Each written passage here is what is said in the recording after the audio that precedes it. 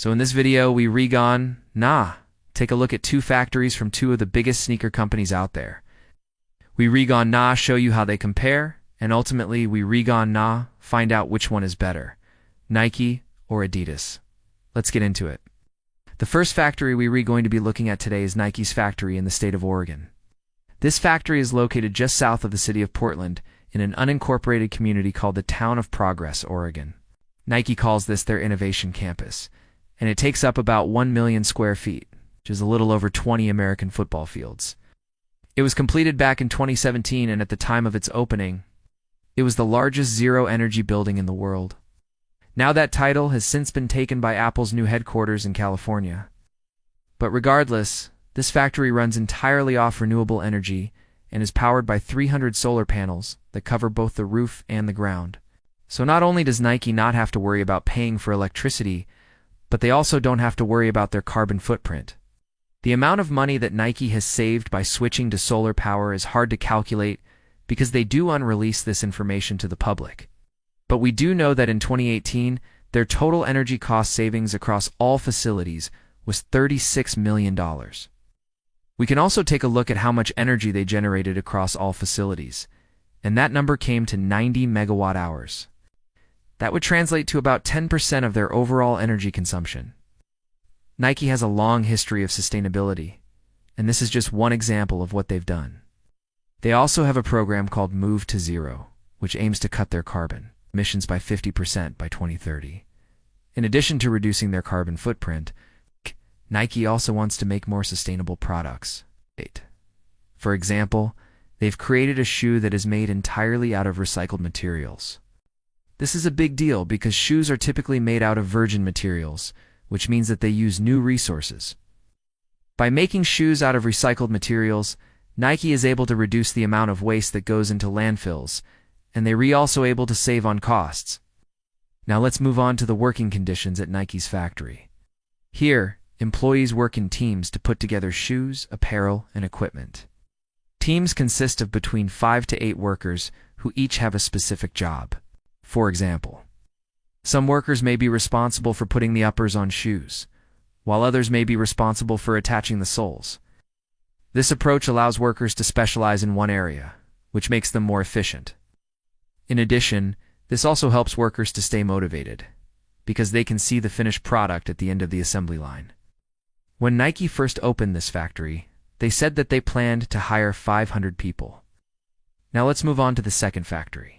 So the second factory we're going to be looking at is Adidas' factory in the state of North Carolina.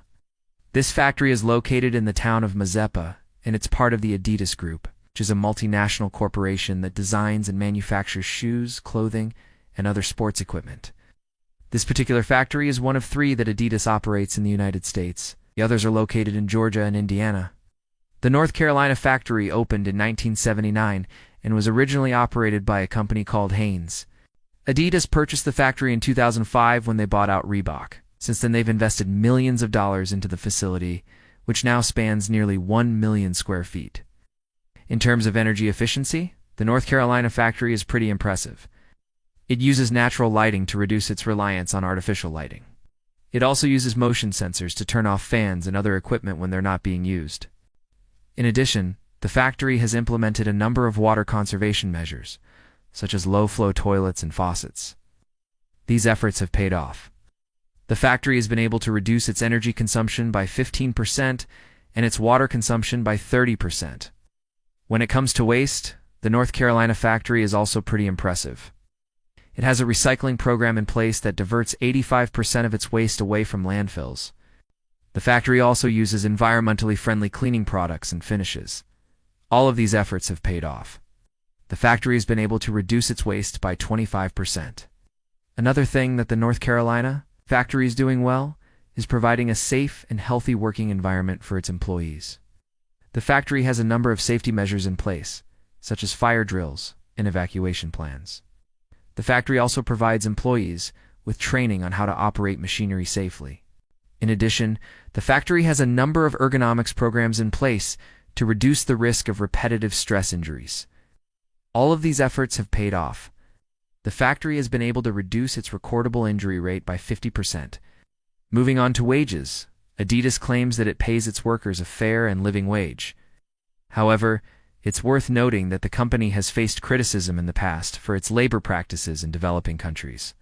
Regardless, here in the US, the company says that the starting wage for production associates is $14 per hour, and that they offer a comprehensive benefits package, including medical, dental, and vision insurance, as well as 401k and paid time off.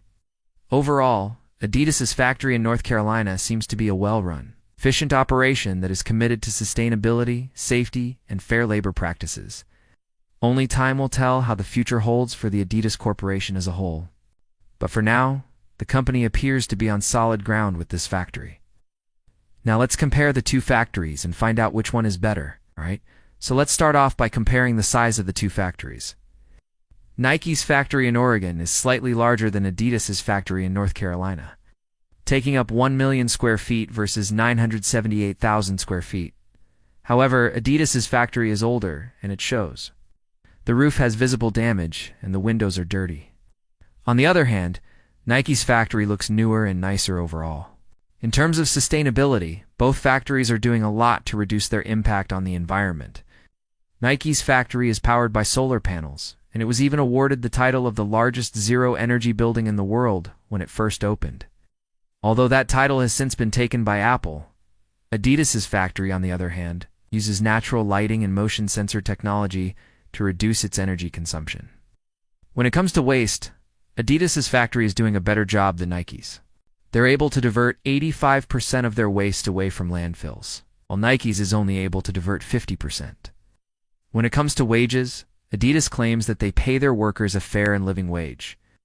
Although the company has faced criticism in the past for its labor practices in developing countries, Nike, on the other hand, pays their workers $18 to $20 per hour, which is higher than both the minimum wage in Oregon, which is currently $12.50 per hour, and the starting wage offered by Adidas.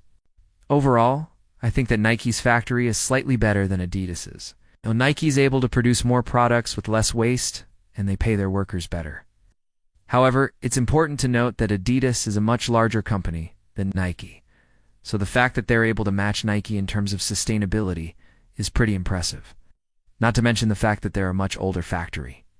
Ultimately, it really depends on what you value most when comparing the two factories. Let us know what you think in the comments below.